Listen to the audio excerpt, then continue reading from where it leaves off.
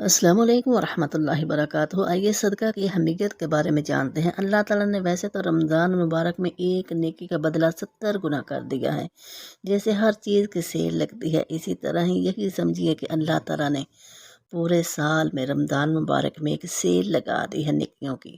آئیے صدقہ کے بارے میں جانتے ہیں۔ میت صدقہ کو کیوں ترجیح دیتی ہے؟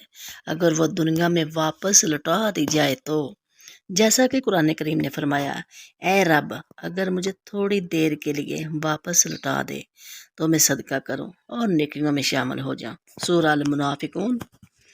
یہ نہیں کہے گا کہ میں عمرہ کروں گا، نماز پڑھوں گا، روزہ رکھوں گا۔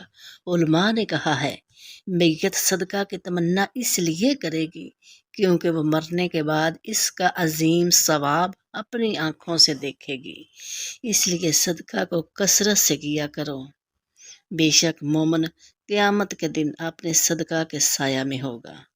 اس ویڈیو کو زیادہ سے زیادہ شیئر کیجیے اور لائک کیجیے، ہو سکتا ہے کہ ہماری دنیا اور آخرت سنور جائے۔